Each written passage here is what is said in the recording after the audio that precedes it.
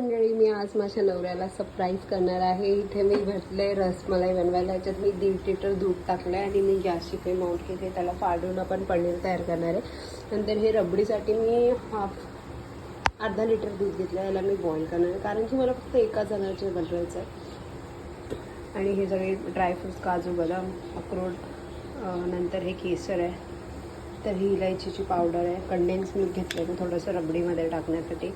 हे विनेगर आपण ज्याच्याने दूध फाडणार आहे. चला प्रोसेस बघ. चॉपरमध्ये मी सगळं बारीक करून घेतलं आहे. नंतर मी हे सगळं टाकते. कंडेन्स मिल्क टाकते म्हणून साखरेचं प्रमाण खूप कमी ठेवणार. त्याच्यामुळे साखर कमी टाकणार आहे. मी कंडेन्स मिल्क स्वीटनर यूज करत आहे. 2 चमचे साखर टाकते मी कारण की आपण ऑलरेडी कंडेन्स मिल्क टाकलं आहे. आणि इकडे हे विनेगरचं दूधही फाटलं, म्हणजे जे आपल्याला पनीर बनवायचं आहे ते दूधही उकळून दिलं आहे. अजून थोडं बॉईल करते मी. ट्राय करा की पसरट भांडं घ्या. म्हणजे तुम्ही लास्ट टाईम छोट्या भांड्यात घेतलं होतं तर ते नीट नव्हतं झालं. पसरट भांडं असेल तर इझिली बॉईल होतं आणि दूध फाडायलाही मदत होते. ह्या बॉइलिंग वॉटरमध्ये आपण विनेगर आणि पाण्याचं मिश्रण टाकणार आहे आणि याला पटापट हलवायचं म्हणजे पनीर सॉलिड त्याचे वेगळे होतात. ऑलमोस्ट झालं आहे ते प्रक्रिया. लास्ट टाईम ही प्रक्रिया करायला खूप त्रास झाला होता. त्यावेळेस थोडंसं एक्सपिरियन्स आहे म्हणून.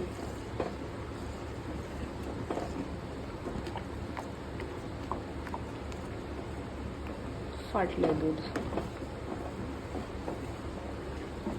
आता आपण हे पनीर आणि हे वेगळं करून घेऊया.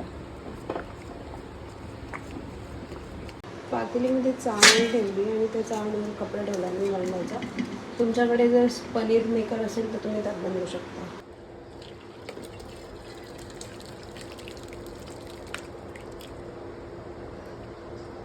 याला मस्त घट्ट बांधून ठेवूया म्हणजे पाणी आणि पनीर वेगवेगळं होऊन जाईल. वरून थोडं गार पाणी टाकते म्हणजे विनेगरचा वास वगैरे निघून जाईल त्यातला.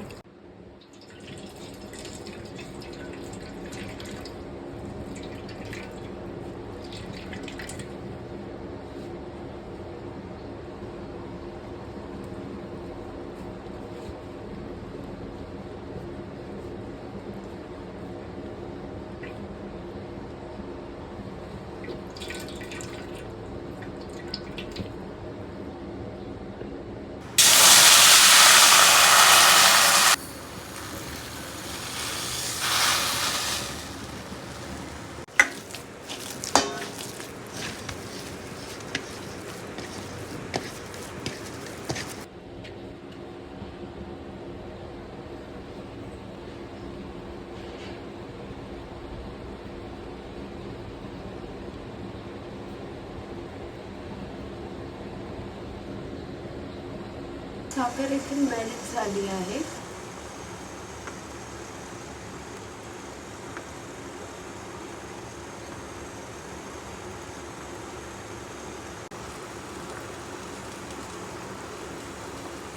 तर मस्त याला उकळू द्यायचं. आपल्याला हे जवळजवळ 5 ते 7 मिनटं इथे झाकण ठेवून उकळून घ्यायचं.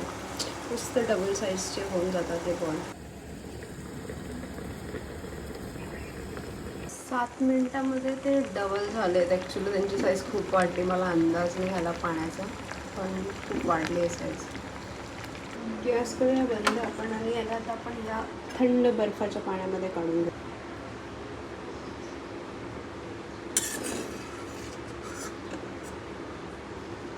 आता आपण हे चिल्ड पाण्यामध्ये काढून घेतलं. हे मस्त थंडगार पाणी होतं बर्फाचं. ऑलमोस्ट त्याची टेम्परेचर खूप नॉर्मल होतं. तर हे यांचं झालं आहे.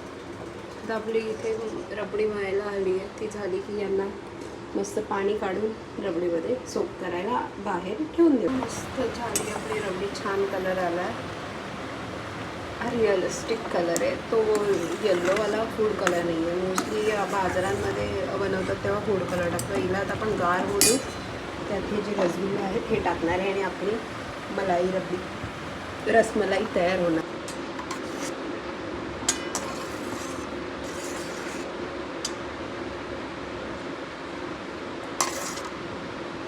It is set for 5 to 10 hours.